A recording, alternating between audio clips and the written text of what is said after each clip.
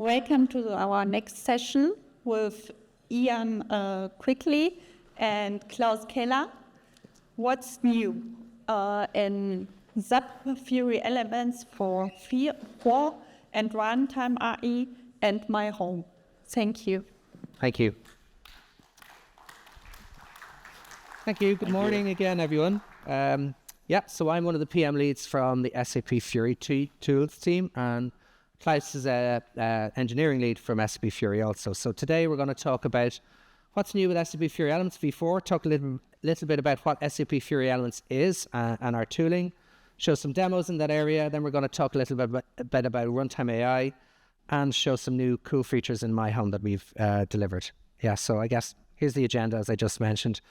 Smart Helpers is a new feature we'll talk about. You may not have seen that before. It's currently in beta with a limited set of customers, but it's an agentic AI product we'll talk about in a bit more detail in this session.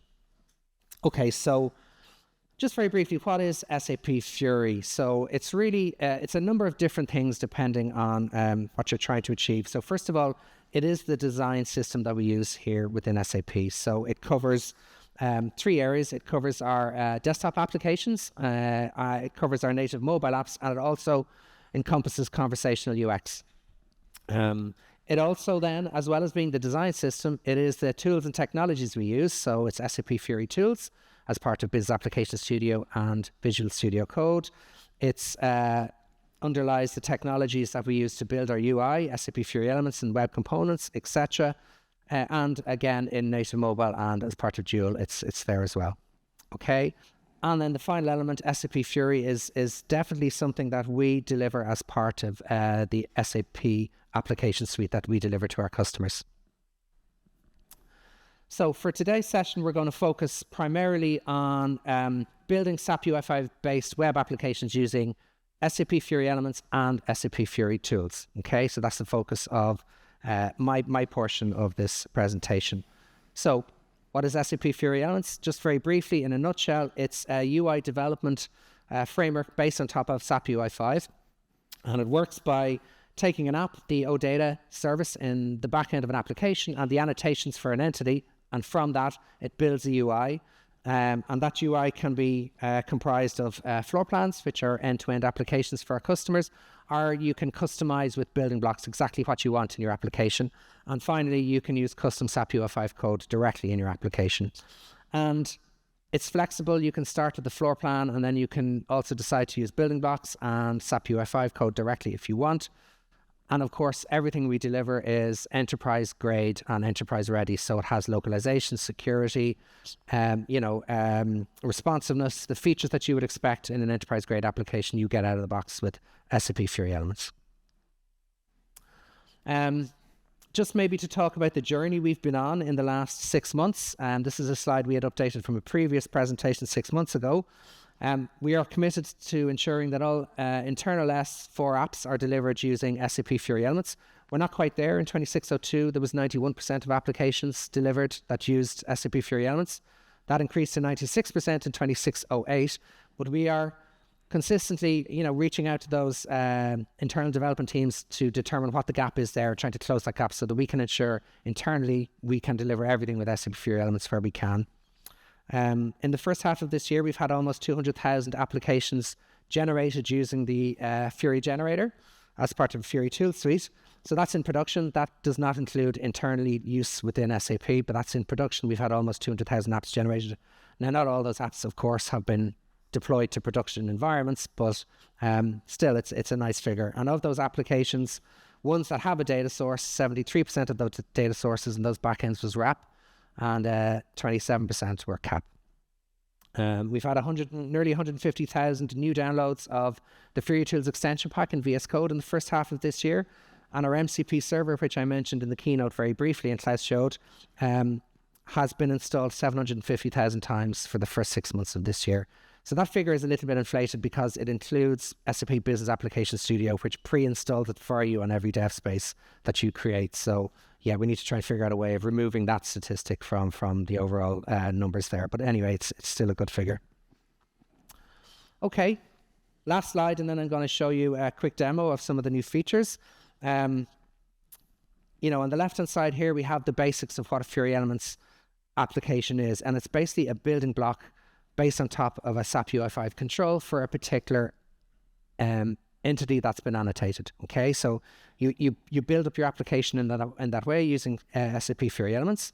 You can then decide how you want that application to be built as a developer. You can start with our floor plans, and our floor plans contain a predefined arrangement of building blocks in a way that we see most useful to our customers, and we hope and estimate that maybe 80% of our customer scenarios are covered with our floor plans. You can, of course, start with a custom page, and with that you get a blank canvas, and then you can incorporate the building blocks that we provide from SAP Fiori Elements in the order and the manner and the layout that you see fit to give you more customization. And the third way of doing this is using freestyle SAP UI5 pages.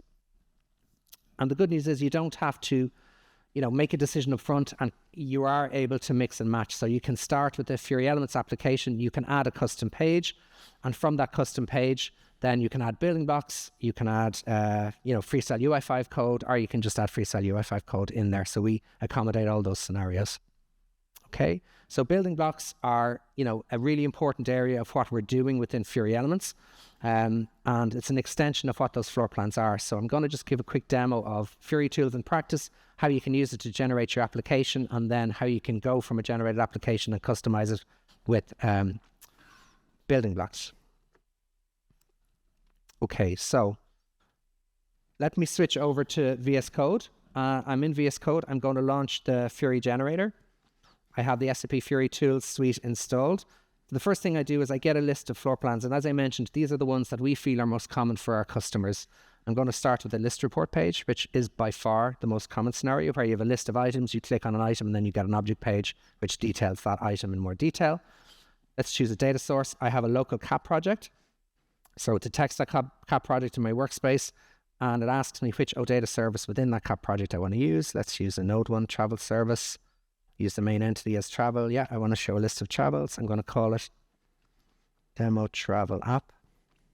I'm not going to add deployment configuration. I can optionally decide I want to generate it with TypeScript. I can choose if I want to use local virtual endpoints for local preview, which means I don't generate any files. And what it's doing now, when I click that Finish button, is it's generating that Fiori Elements application for me, and it's installing the Node.js libraries that it needs to work with that locally, to preview it and to use our tooling.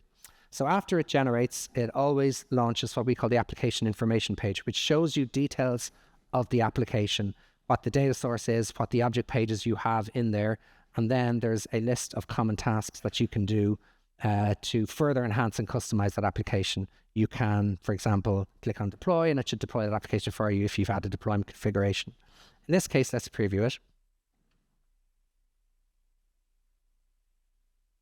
So what it should do is it should start up my browser, and I can see that I have an application here, which is a list of travels based on the backend OData services, and it's annotated. It's using the annotations that are there already with the entity to show details of line items in the table. And when I click on an individual item in the list, I get the object page underneath. So, very simple list report and an object page scenario.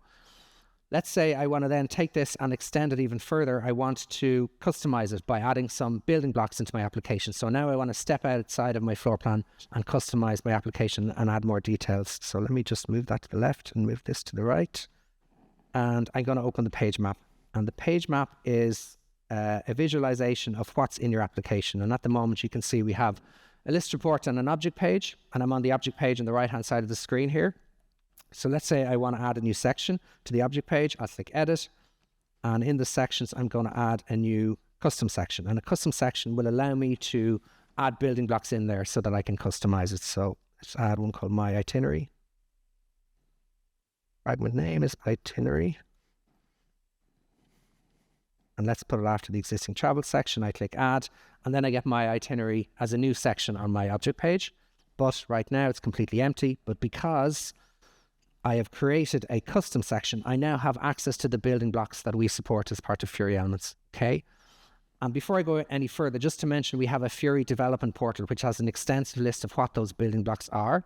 In Fiori Tools and VS Code, we don't have all of them yet mapped. So there are more that are available in the Fiori dev portal that aren't yet available as Fiori Tools. tooling, but we are getting there. We are closing that gap more and more as we can, but we'll use the ones that we have. So let me add a table building block. I get two options. I can use an existing table that it finds already, or I can create a new table. So in this case, I'm going to use an existing table of bookings, and I'm going to use the existing line items that are annotated for that table, and I'm going to use a VBox. I'm going to call it bookings. And once I do that, I should now get the list of bookings that are associated with that trip added as a building block to my existing object page. Okay. So that's very simply how you can add a custom section to an existing object page or in a Fiori Elements application. What happens if I want to then create a new page that is completely custom and I want to start from scratch?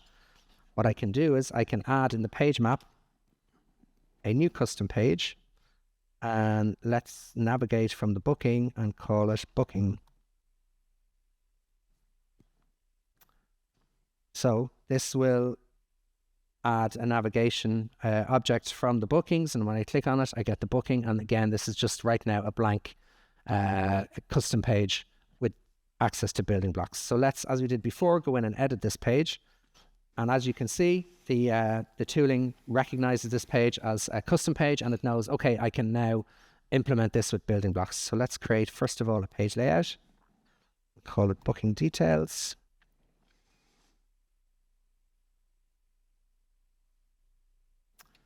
And the page should reload. I just get, it's a standard page with a page layout. But what I can do now is I can add building block options. So I'm going to add a form. I want to see lots of details in there, and it's going to be called booking.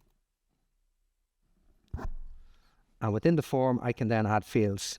So let me add booking ID, booking date, flight date, flight price. And then for that booking, if I click refresh, I just get details there in a form basis. So again, there's no annotations in the back end here. There's no, it's everything customized using our tooling and implemented with building blocks. So let me just add one more field, and just to show that you can add more advanced fields, they don't have to be basic, I'm going to add a custom a contact field. And when I add that and I click refresh, I can see that I have a contact here that was a card associated with it. So again, just an easy way of adding new fields. And then finally, I'm just going to quickly show you how you can add, as well as a form, I can add charts and filter bars. I'm going to add a table in this case. I did add a table already as a building block, but now I'm going to create a new table. I'm not going to use an existing one. So let's make it relative to where we are, and then it can use the booking supplement data. Let's give it a title of booking supplements. Wait a second. Refresh here. I should now get a table. Now there's no data in it because I haven't defined any columns that I want. So let's do that just very quickly. Add some basic columns. Supplement ID, booking supplement ID, supplement ID. Let's add last changed date, and then the price of the supplement. And then just to show you that the columns again can be more advanced, let's add a contact column like we did before.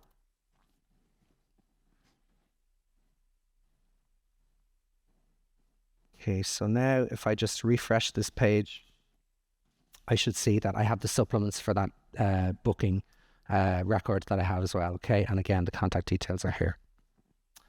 Okay, so that's what I wanted to show you, just how what Fiori Elements is, how you can use SAP Fiori tools to generate your application, and then the big push that we have with building blocks so that our customers can really customize their application and stay within the Fiori Elements framework. So I'm going to hand over to Klaus for the second half of this presentation. Klaus, over to you. Thank you, Ian.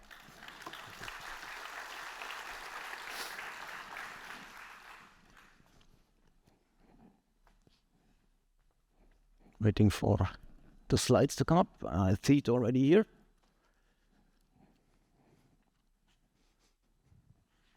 Let's do a hydration break. Show some commercials. It's not coming up.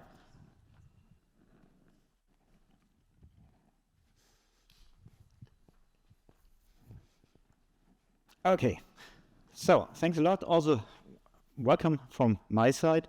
What I would like to talk about is two things. First is AI features in the runtime of Fiori elements, and the second thing is the smart helpers.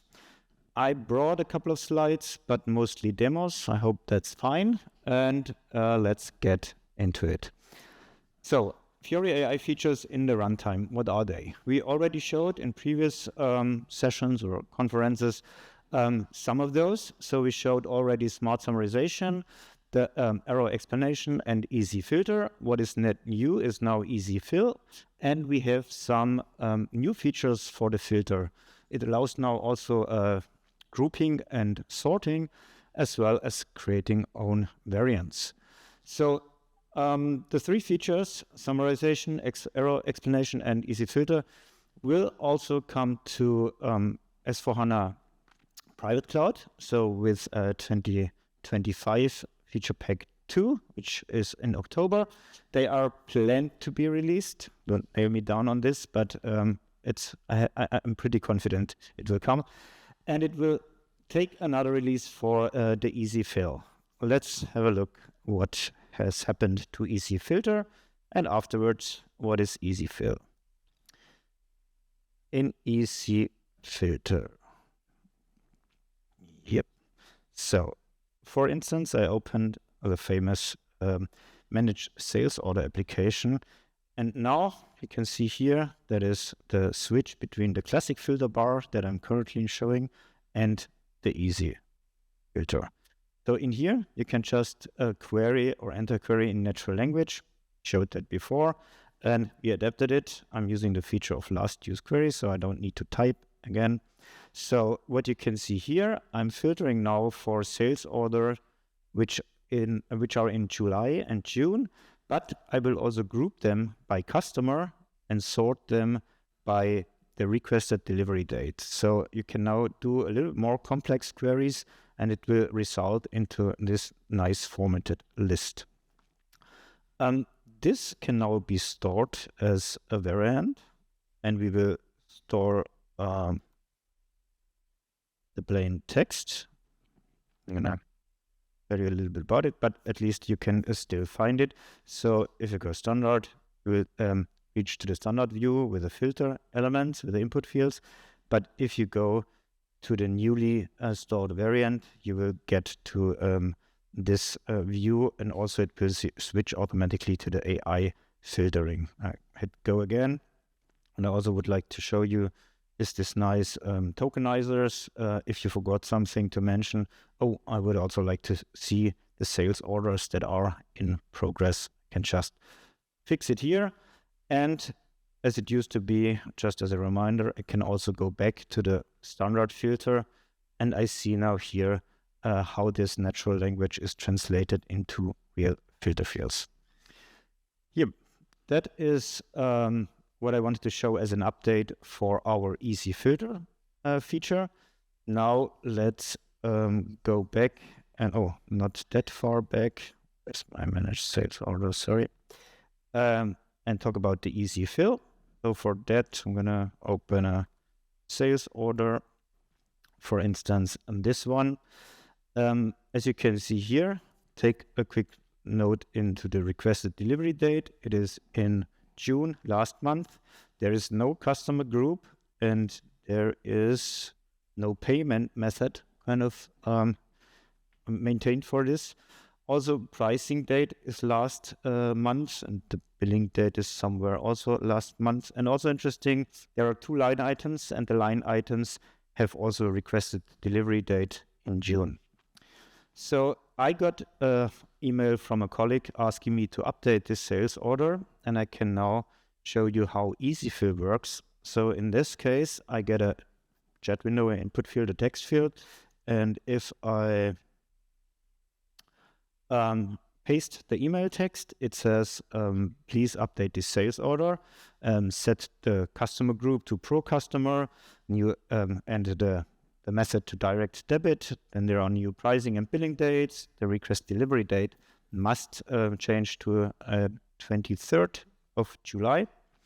And also we want to do changes to existing line items. That is the table that you saw below. So let's just do the easy fill its work. So it's going to analyze our prompt and try to match the field and see whether they can be updated. Yep, that worked nice. So I get a preview on the changes that would be taking place if I click confirm. You can also see here the both line items. The requested delivery date was set to the July 23rd. And also here the other changes: direct payment, customer group, pro customer, and the 3 days. So I can now just click on confirm as a warning, which is not related to that, but I can see here the changes are here, not already applied, still in draft mode, but I can do save, and then they are stored in the backend system. So that is a very easy way to do multiple updates on a page. I think especially what I heard is updating multiple line items can be a pain. So this should be very, very helpful. Good. Let's go back to my slides. So this is what I would like to share, is how to enable those features. Yes. So the first stop, if you want to have this in your company, you should open that link, which goes to a node that requires a S user as usual. But here you can learn how to enable it. And there are some facts about it. So one I wanted to mention is that the features that you that I showed, that you saw, they can be, they are assigned to a business catalog. So they can be granularly assigned to different roles, even different users if you want to. So you can decide which role has which access or which feature access. So one perhaps is not able to do the easy fill, the other should be, and so on. And the next, perhaps the best of it, we consider this as a base AI feature, and that is available at no additional cost. Good. That was the updates to the Runtime AI features. And let's now talk about smart helpers. For smart helpers, I think the easiest way to explain is with a little bit of story about, in that case, Max. Meet Max. Max is an internal sales representative in a CME company. So Max touches around 100 plus sales orders every week. And every Monday morning, Max opens around 5 apps, SAP Fiori Elements apps that he works with frequently. The problem with that is around 30% of his day goes spending repetitive tasks. So, for instance, he needs to release building blocks or updates conditions like the requested delivery day and so on. That is just repetitive tasks. And if you ask Max, he would say, or he said, I know exactly what to do. I wish I didn't have to click through it every single time. I think we can relate, because what we figure out is most of the organizations, they have a Max. And also, I mean, myself, I have also repetitive tasks. I try to automate everything, but I'm getting a little bit annoyed if there is no way to automate things or getting running smoothly. So we see the same. We talked about internal sales rep. We also have it for a procurement manager. They have to do repetitive tasks. They need to review high value purchases and check the supplier, the history of the supplier, and so on. And also in other areas, repetitive tasks are very common, unfortunately. So wouldn't it be great if the people who know the work the best, that they could automate their things by themselves? And this is what Smart Helpers is about. Smart Helpers is a small assistant. We even gave it a kind of a avatar, let's say. And it is an assistant to help automate tasks. But the user still is in full control, and we will see that in a minute. First, on a very, very high level, how does it work? So Max needs to at least once formulate what he does in plain English, in paragraphs, for instance. So that's what he does here. So he created this, let's call it prompt, with conditions and instructions, what to do, what to check for. In this case, it is he wants to see sales order that are blocked. Either the shipping is blocked or the billing is blocked, and the requested delivery day is older than today. So this is kind of the list Max wants to work with. And for those, he wants to release the block and he wants to set a new requested delivery date 2 weeks in the future. So what does a smart helper does here? It creates a plan. So as you know it from other LLMs and other assistants, you can ask them to create a plan. In that case, it's built in. After the prompt, we generate a plan to review which tools are called, and tools are basically actions on the application that you can perform, which steps are taken to review for the end user that knows best how it should work or how she or he works. Okay, let's exactly do that, what Max is facing. So in here, yes, sure, the session is not timed out. I go here. I don't have any smart helpers right now. At first, I would like to check. Perhaps first I would like to have a sales order that has such a problem, and Max created already a filter for that. And let's see, the first one is 543, easy to remember. Let's have a look. What's wrong with that one? Requested delivery date, as we said, is before today. It was in June. And status and blocks. So there is a delivery block. So this one is blocked. Usually Max would go in there, release the block, go to edit, change the date, and so on. But now let's try to automate that. And for that, we go to the Manage Smart Helpers application. And in here, we're going to create one. So we give it a name. In that case, I'm going to do fix blocks and request a delivery date. And just fix. Here, I prepared the prompt that I showed in the slides with 4 things to do. Check for the blocks, check for the date, and then do the actions. And here, the next step would be now I need this execution plan.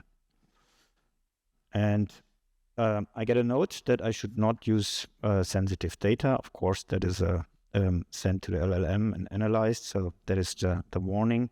You should abstract it and not use concrete customer names, but have it like Max did on the meta level.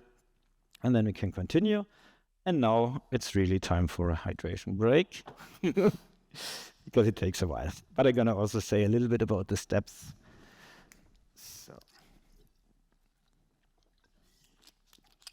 So what it does now is, of course, analyzing the instructions, sends to the LLM. But what the next steps are happening in the background, we check what Max's roles are. So we check what he can do. It's not like the backend is an own identity. It acts on behalf of Max. So we are checking the FLP catalog and find the right application that can be used to fulfill the prompt that we just entered.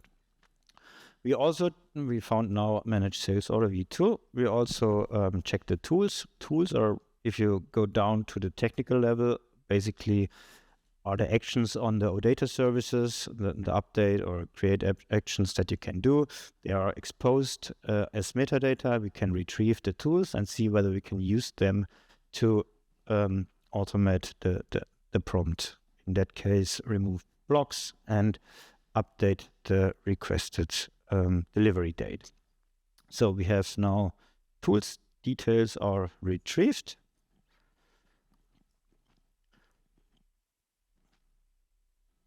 Good. now we are at the last step. I think it's the execution plan that will be presented to me for reviewing. So I can, because I know how I would work, I can see in the plan whether that fits to my needs, whether this is what I wanted to do.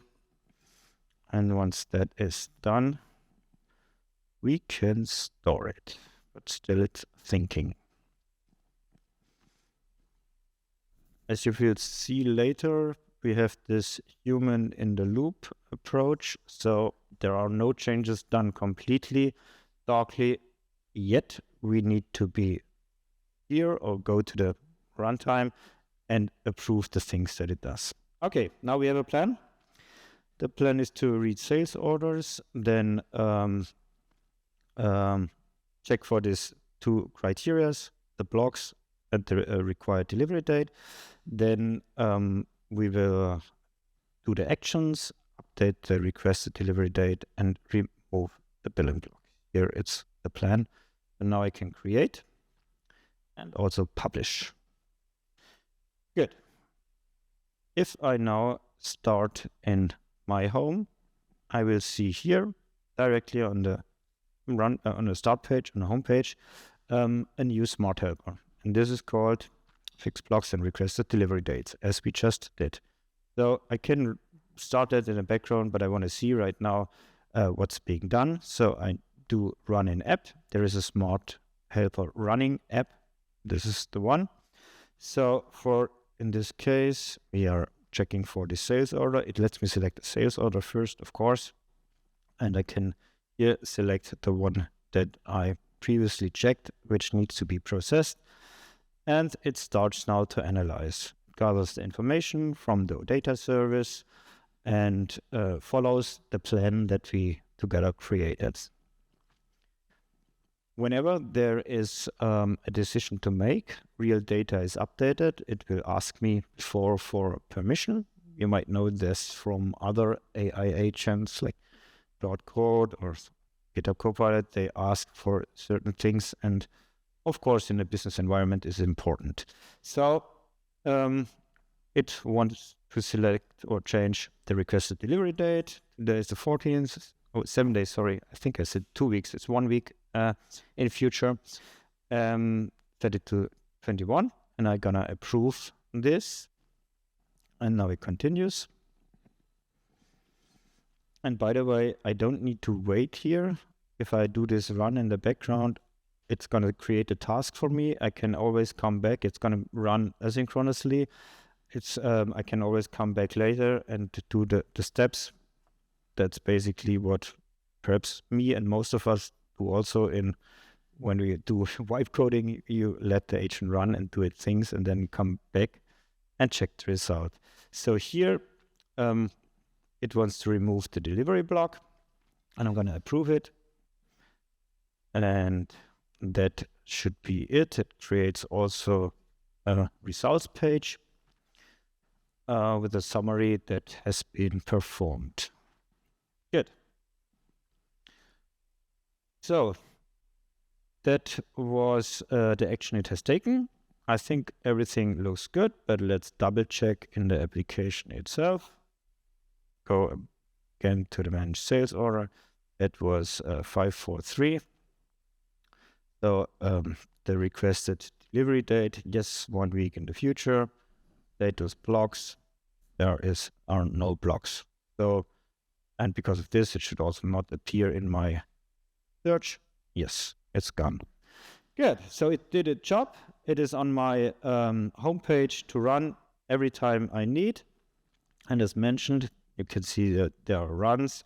Some are perhaps paused. This one, it's a shared account. So this run might wait for someone to continue.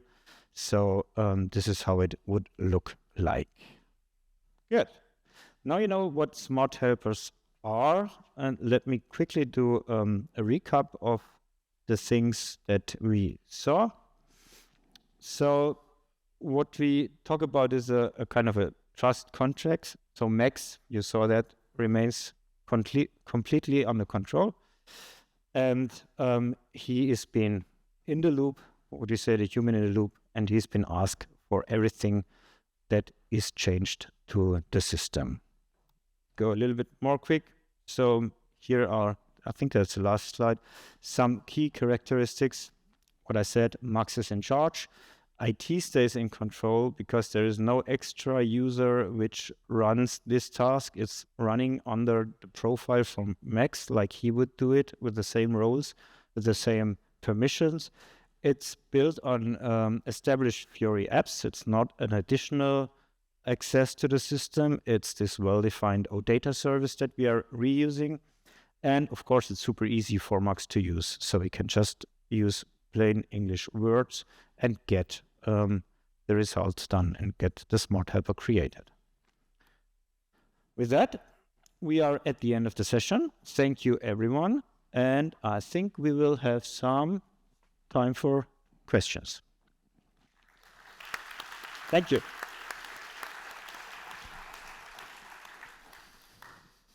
Do we have some questions? Yep, thank you. A more generic question on Fiori Elements. So we used to call the in-between between Freestyle and Fiori Elements the flexible programming model. I haven't seen that name recently anywhere, and the FPM Explorer was renamed as well. Is it safe to say that we're just calling it Fiori Elements for OData v4 from now on? Yeah, pretty much. And the Fiori developer portal, as you say, is where all those flexibility changes are, where our building blocks are. I think I mentioned it in my slides that has documented everything that you can do with flexibility in Fiori Elements. So you're right, it has kind of just renamed, morphed into the Fiori development portal. Okay, so I should just erase FPM from my slides. Then we're good. Okay, thank you. Great. Question regarding the AI controls. Are they also available, or will they become available as building blocks? Might have missed that. Like if you have like your own Fiori element, custom Fiori element, can you also put like that summarize button on top of it, or like the smart filter, easy filter? Can we just plug it in? Yeah. So as soon as it's for private cloud available, you can also use that in our custom applications, and they will be enabled for instance, if you use the table with a filter bar, there should be also the easy filter enabled once you went through that node that I showed to enable it in your system. So, but private cloud is a minimum requirement. Sorry? Private cloud is a minimum requirement. I still didn't get it. What, the requirement? Private cloud? Yes, it is a minimum requirement. Private cloud is a minimum requirement. Yeah. Okay. Neato. Yep. Cloud.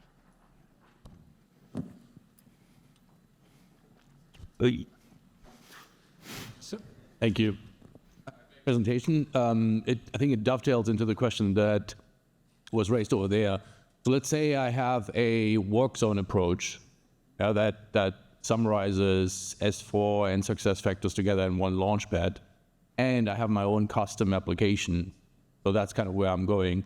So how is this applicable to custom applications? What do I have to do in my custom applications so that the smart functionality can be used for my custom applications as well? Or is this?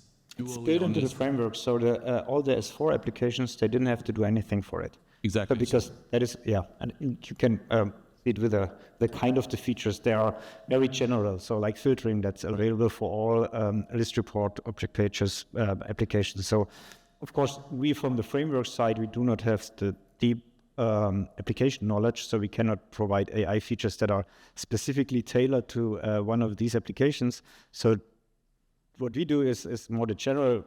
I mean, all the sections and the object pages will have fields, so we can easily fill them, and all the sections can be summarized. So that is kind of this generic layer. But the S4 applications internally at SAP, they haven't the need to do anything. They just got that all out of the box. Okay, so is there anything that we need to do as custom developers to enable our custom applications to Not that I'm aware of. It should be then.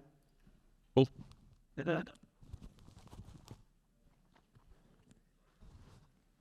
Thanks for the talk, very amazing. If we don't have to do anything, who is paying for the LLM? Who is translating the natural language into the queries?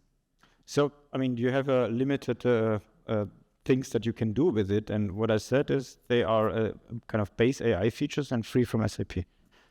Of course, you don't get an interface that you can run everything against it. You just have this feature enabled then. Okay. Yeah. Thanks.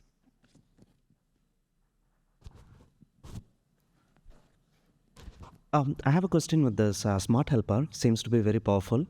Is there a possibility to share it to a different user? And can it also work cross-app? So, sorry, the first one to run it under a different user? Like say one user develop a smart helper and can it be shared to another user?